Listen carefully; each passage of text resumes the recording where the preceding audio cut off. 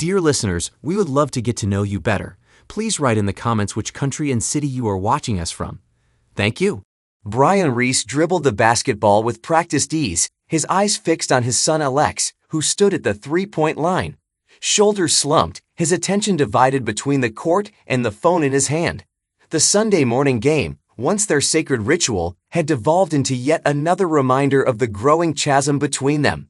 "Alex, heads up," Brian called out, passing the ball with perfect precision. The ball bounced off Alex's shoulder, causing him to drop his phone. The teenager's face contorted with anger as he scrambled to check his device for damage. "What the hell, Dad?" Alex snapped, brushing off his phone with exaggerated care. "You could have broken it." Brian maintained his composure, though his jaw tightened imperceptibly. As a criminal defense attorney who'd faced down hardened criminals and corrupt officials, he'd learned to read people's tells. The way Alex's eyes darted away, how his fingers fidgeted with the phone case. These weren't just signs of teenage rebellion. "Language, Alex," Brian warned, his voice carrying the same authority that had made judges pause in their chambers. "And we're here to play basketball, not check Instagram." Alex rolled his eyes, a gesture that sent a familiar surge of frustration through Brian's chest. "Whatever, Brian." The use of his first name hit like a physical blow, but Brian didn't flinch. "I got stuff to do anyway. Chemistry homework." "It's Sunday morning," Brian countered, retrieving the ball. "You always do your homework on Friday nights." Another tell. Alex's left eye twitched slightly, a lie. "People change," Alex muttered, already walking toward the gym exit. "Unlike some people, I've got better things to do than obsess over some stupid game." Brian watched his son's retreating back, his mind automatically cataloging the changes of the past few months. The subtle shift in vocabulary, new expressions that didn't match Alex's usual patterns, the deliberate use of Brian instead of Dad. It all pointed to external influence. Someone was rewriting his son's script. At home, Brian found Juana in her home office, surrounded by patient files.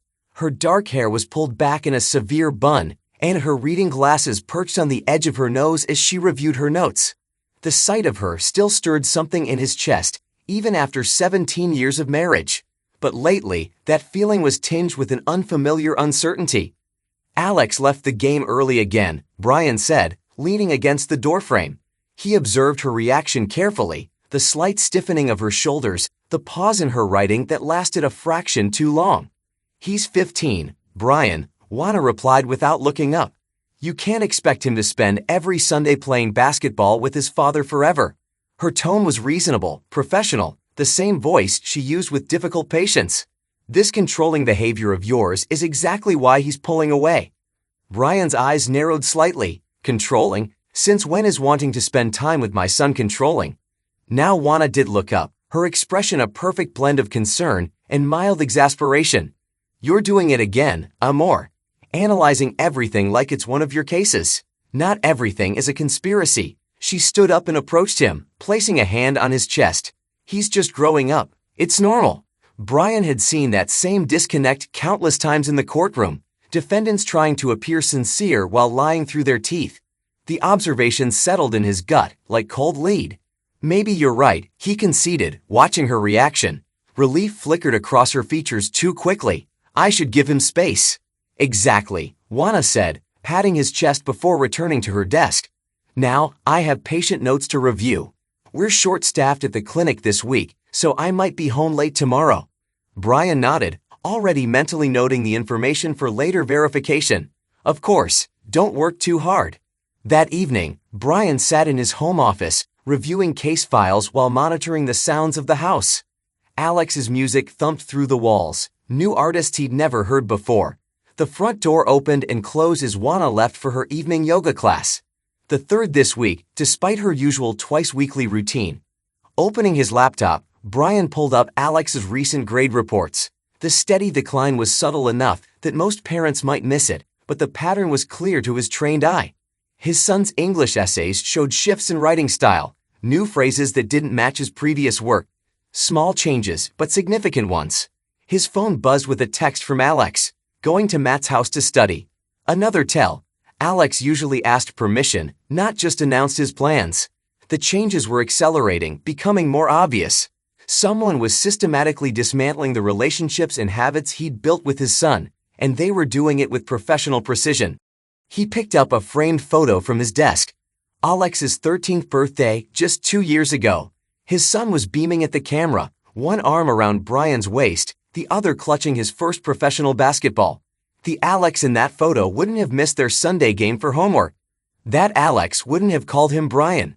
"I'm missing something," he muttered, studying the recent family photos on his wall. Each one told a story of subtle changes. Alex's growing distance, Juana's increasingly practiced smiles, the gradual separation in their positioning. As a defense attorney, Brian had learned that the most damaging betrayals were never sudden. They were slow, methodical, built on countless small deceptions. He turned back to his computer, opening a new document. At the top, he typed "behavioral changes," Alex, and began listing his observations with the same meticulous attention to detail that had won him countless cases. Someone was playing a long game, and they'd chosen his family as their target. The next morning, Brian entered his office earlier than usual, the weight of his suspicions pushing him into action. He began reviewing the logs from the family's shared calendar and text history. Patterns emerged, discrepancies in Juana's yoga class times, overlapping with Alex's sudden study groups, and mentions of a man named Jack Aldrich. The name hung in his mind like a warning bell. By midday, Brian was on the phone with Hugo McBride, his trusted paralegal of 15 years. "I need you to pull everything on a Jack Aldrich. Background, current employment, known associates. Anything you can find." Hugo hesitated. "That name sounds familiar. Didn't he graduate a year ahead of us in law school?" Brian's grip tightened on the phone. "That's him. I want every detail. Call me when you have something." As the afternoon wore on, Brian's suspicions began to solidify into a grim certainty. His mind replayed old memories of Jack, the deliberate sabotage before exams, the unexplained mistakes that always seemed to set Brian back while advancing Jack's position. The two hadn't crossed paths in over a decade, but Brian had never forgotten the man's penchant for calculated deception. By early evening, Hugo called back. "Brian, you're not going to like this. Jack Aldrich is practicing law again, barely. He's at a small firm called Aldrich and Associates. Been suspended once already for ethical violations, and here's the kicker, he's been seen with Juana." Brian closed his eyes, his jaw tightening. Details. Hugo's voice dropped. "Riverside Cafe, yesterday, around 1:30. They were having lunch together. Body language was close." Brian's mind raced, cataloging the implications. Jack wasn't just resurfacing, he was inserting himself into Brian's family, into Alex's life. "Keep digging," Brian instructed, his voice colder than ice. "I want everything. Dates, times, photos if you can get them. And find me a private investigator who specializes in digital forensics." "Got it," Hugo replied, understanding the gravity of the situation. "You think he's trying to?" "I don't think," Brian interrupted. "I know. And they're about to find out just how badly they underestimated me." That night, Brian installed monitoring software across the family's devices. The program would log every keystroke, every message, every website visited. He knew it was a drastic step, but drastic measures were warranted. His instincts told him this was bigger than an affair, it was an attack. The next morning, Brian's suspicions were confirmed. The logs showed several encrypted messages exchanged between Juana and Jack, often during times Juana claimed to be at the clinic or yoga. Their conversations were vague but pointed, filled with references to timing and opportunities. One message stood out. "Alex is starting to come around. Keep reinforcing the father figure angle. The trust fund terms hinge on him." Brian's blood ran cold. The trust fund. His father had set it up for Alex, with ironclad protections against misuse. But if custody were awarded solely to Juana, she would gain control. Jack wasn't just trying to worm his way into Brian's family. He was after the money. Later that day, Hugo walked into Brian's office with a file in hand. "I've got more on Jack," he said, setting the folder on the desk. "He's been positioning himself near Alex's basketball games. Claims to be an old family friend."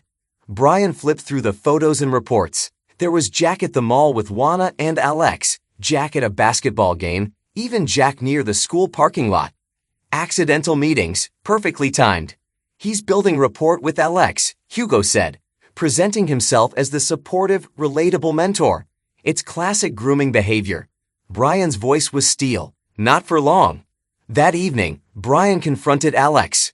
"We need to talk," he said, finding his son in his room, earbuds in and phone glued to his hand. Alex looked up reluctantly. "What now?" Brian held his ground. "I know about Jack Aldrich. I know he's been spending time with you. What has he told you?" Alex stiffened, his defensiveness immediate.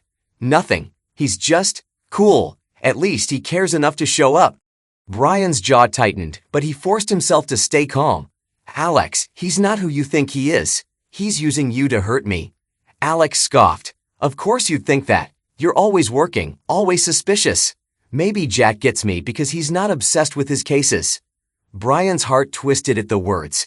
It wasn't just teenage rebellion, it was planted, deliberate. But he knew better than to push too hard. "Just be careful," he said finally. "Not everyone who seems like a friend has your best interests at heart."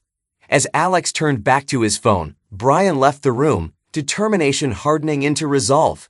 They wanted to play games. Fine, he'd play. But they'd forgotten one critical rule. Brian Reese never lost. The following week, Brian's plan went into full motion. He met with Jackie Muller, one of the top private investigators in the state, known for her ability to uncover even the most well-concealed deceptions. "Here's the deal," Brian said, sliding a file across her desk. "I need every interaction between Jack Aldrich and my wife documented. I want timestamps, locations, conversations, and anything you can pull from public surveillance. Start with these dates and work forward." Jackie scanned the file and nodded. "Got it. What about the kid? Any specific concerns there?" "He's their primary target," Brian replied, his voice tight. "They're trying to alienate him from me. But Alex is smart. He just needs the right tools to see through this." "Understood," Jackie said, jotting notes. "I'll set up a monitoring system for their physical interactions and keep tabs on Aldrich's digital footprint. Shouldn't take long to get actionable intel." Within days, Jackie delivered. Surveillance photos showed Juana and Jack meeting at cafes, gyms, and even near Alex's basketball practices. Their body language was telling, close, conspiratorial. One series of images captured Jack handing Juana a folder while she leaned in with an expression of guarded satisfaction. But the audio recordings were the real treasure. In one clip, Jack's voice was smooth, calculated. "He's responding well. The more we distance him from Brian, the more reliant he'll become on us. Just keep reinforcing the narrative." Brian clenched his fists as he listened, but Jackie raised a hand. "It gets worse. They're not just targeting Alex emotionally. They're probing for access to your work." She played another clip. This time, Juana's voice was clear. "Brian's biggest cases are his lifeline. If we can discredit him professionally, custody is a done deal. Have you found anything we can use yet?" Jack's reply was chilling. "Not yet, but Alex is coming around. Give me time." Brian exhaled slowly, his resolve sharpening. "They're not just trying to take my son. They're trying to destroy everything I've built." "And they're sloppy," Jackie said, her tone grim. "The encrypted messages you flagged, I cracked a few. Jack's actively trying to exploit Alex for privileged information about your cases. That's felony territory." Brian's mind raced. "We need to handle this in phases. First, we protect Alex. Then we dismantle their plan piece by piece." "Already on it," Jackie said, pulling out another report. "Coach Hester has been documenting Jack's behavior at Alex's practices. She's noticed him asking probing questions about your schedule and even your home office setup." Brian's eyes narrowed. "They're overconfident. They think they're winning." "That's their first mistake," Jackie replied with a grim smile. "And their last." As Jackie left, Brian began assembling the pieces of his counterattack. He wasn't just going to stop Juana and Jack, he was going to ensure they could never harm anyone again. Over the next several days, Brian meticulously built his case.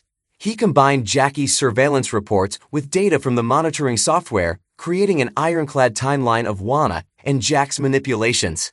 Meanwhile, he reached out to key allies, quietly enlisting their help. First on the list was Marianne Hester, Alex's basketball coach. When Brian explained the situation, her expression darkened. "I knew something was off with that man," she said. "He's been hanging around practices, always finding ways to talk to Alex. I'll start keeping a closer eye and document everything. Next, Brian contacted May Grant, a trusted colleague from Juana's psychology practice. May had long suspected something was amiss with Juana's behavior, but had kept her distance out of professionalism. When Brian showed her the evidence, she didn't hesitate. If she's been using our practice as a front for this, I'll dig through her logs and appointment records. If she's violating ethics, I'll find it. By the end of the week, Brian had everything he needed to strike. Juana and Jack's scheme was laid bare. The secret meetings, the planted ideas to alienate Alex, the attempts to access Brian's privileged case files, and the ultimate goal, securing control of Alex's trust fund. But Brian wasn't ready to confront them yet. He wanted to watch them unravel, to expose every flaw in their plan. He spent the weekend fine-tuning his strategy, preparing for what would be the most critical trial of his life. Monday morning brought the first crack in their facade. Jackie handed Brian a fresh set of photos.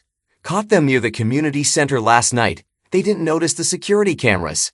The images showed Juana and Jack speaking in hushed tones, gesturing toward Alex's school and basketball gym. The timestamp aligned perfectly with Alex's study group excuse from the night before. Brian forwarded the photos to Viola Hardy, his former law school rival turned ally. As a fierce litigator with a background in prosecuting fraud cases, she was the perfect person to bring into the fold. Viola, Brian said during their meeting that afternoon, I need your help taking this to court. Custody, criminal charges, the works. She scanned the evidence with a sharp eye, her expression turning grim. This isn't just parental alienation, Brian. This is conspiracy and exploitation. They're trying to dismantle your entire life. Which is why they can't just lose, Brian replied. They need to be destroyed. Viola's smile was razor sharp. Then let's get to work. By the end of the week, Brian had laid the groundwork for his counterattack. The monitoring software continued to capture incriminating messages, while Jackie's surveillance filled in the gaps. Viola prepared the custody and criminal cases with precision, leaving no room for error. One evening, as Brian reviewed the latest reports in his home office, Alex knocked on the door. Can I come in? Brian looked up, masking his surprise. Of course. Alex stepped inside, his phone clutched tightly in his hand. I think something's wrong, he admitted, his voice hesitant. Jack, he's been asking me weird questions. About you, about work. I didn't tell him anything, but it feels off. Brian's heart swelled with both pride and relief. You did the right thing coming to me, Alex. This isn't your fault. I recorded one of our conversations, Alex said, handing over his phone. I thought you might need it. Brian listened to the audio, hearing Jack's smooth, manipulative tone contrasted by Alex's cautious responses. It was the final piece of the puzzle. You've been through a lot, Brian said, placing a hand on Alex's shoulder. But we're going to fix this, together. For the first time in months, Alex looked at him with trust, the walls of manipulation finally starting to crumble. The long game was coming to an end, and Brian was ready to deliver the checkmate. The following morning, Brian and Viola stood before a judge, armed with an overwhelming amount of evidence. The courtroom was tense, the atmosphere thick with the anticipation of the coming battle. Juana and Jack sat on the opposite side, both trying to maintain a semblance of calm, though their eyes betrayed their nerves. The judge, an experienced jurist with decades of cases behind him, scanned the evidence laid out before him. His eyes moved from one piece to the next, texts, photos, audio recordings, and testimony from Brian's allies. Finally, he addressed the court. The evidence presented is not just compelling, it's devastating, Judge Matthews said, his voice steady. We are not dealing with a simple custody dispute here. This is a deliberate and systematic attempt to manipulate a minor, access privileged information, and compromise a professional career. Juana's face turned pale as the weight of the judge's words sank in. She opened her mouth to speak, but her attorney quickly silenced her with a subtle hand on her arm. Brian watched them, his composure unshaken. The pieces were falling into place. His strategy, patient, methodical, and precise, had led them to this moment. The judge continued, turning his attention to the custody issue. It is clear from the evidence that Alex has been subjected to psychological manipulation. Attempts were made to alienate him from his father. Given the circumstances, custody of Alex is hereby awarded to Brian Reese. Mrs. Reese will be granted supervised visitation only, pending a full psychological evaluation. A murmur ran through the courtroom as the judge made his final pronouncement. Juana's head dropped, her face contorting with a mixture of disbelief and anger. Jack, beside her, fidgeted nervously. Additionally, the judge said, shifting the focus of his attention, the court has received evidence of professional misconduct by both parties. Mrs. Reese has violated ethical standards in her practice, and Mr. Aldrich has engaged in a pattern of unethical behavior that extends beyond this case. The Bar Association will be notified, and both individuals will be referred for investigation. Brian sat back, his face expressionless, but inside, a rush of satisfaction coursed through him. His family had been torn apart, but now the truth had been exposed, and the people responsible would face the consequences. The judge's final words were like the ringing of a final bell. This case will be further examined by the appropriate authorities. Charges of conspiracy, exploitation of a minor, and the violation of attorney-client privilege will be pursued. This court will ensure that justice is served. Brian turned to Viola, who gave him a small, approving nod. They had won. No, they had obliterated the opposition. In the following months, Brian's life began to return to a new normal. The legal battles were won, and the consequences for Juana and Jack were swift and harsh. Jack's law license was permanently revoked, and he was facing charges that could imprison him for years. Juana's psychology license was stripped, and she faced severe professional repercussions, including a loss of clients and credibility. Through it all, Ryan focused on rebuilding his relationship with Alex. They spent more time together, basketball games, quiet conversations, and even moments of reflection. The distance between them had been painful, but now they were healing, working through the trauma that had nearly destroyed their bond. One evening, as they sat together in Brian's office, Alex looked up from his homework. "Dad," he said, his voice steady, "I want to help. I've been thinking about law school. Maybe we could work together someday." Brian looked at his son, pride swelling in his chest. "You're already on the right path, Alex, but whatever you choose, I'll support you. And I'm glad you're here with me, every step of the way." As they shared a quiet moment, Brian realized that despite everything that had happened, they had come out stronger together. The manipulation that had tried to tear them apart had only made their bond unbreakable. Justice had been served, but more than that, Brian had regained what was most important, his family. Epilogue. 5 years had passed since the courtroom victory that had shattered Juana and Jack's scheme. Brian now sat in his office, looking over a new case. His firm, Reese, Hardy and Associates, had grown, specializing in family law and parental alienation cases. Across from him sat Alex, now a rising star in the legal world, having completed his first year of law school at Stanford. He had proven himself not just as Brian's son, but as an exceptionally sharp mind in his own right. "You've made quite a name for yourself already," Brian said, watching his son with pride. "Your paper on digital forensics was just published. The field's changing, but you're ahead of the curve." Alex smiled, a knowing glint in his eyes. "I learned from the best," he said, placing a hand on the edge of Brian's desk, "and I'll make sure no one tries to use my family again." Brian nodded, satisfied. "We're ready for whatever comes next." The victory, the fight, and the long journey to healing had all led them to this moment. And Brian knew one thing for certain: they had truly won the long game. Justice was not just a court victory, it was the strength they had found in each other. Thanks to everyone who took the time to listen to today's stories. If you enjoyed it, please consider liking and subscribing if you haven't already. Feel free to share your thoughts on the events in the comments below. Take care.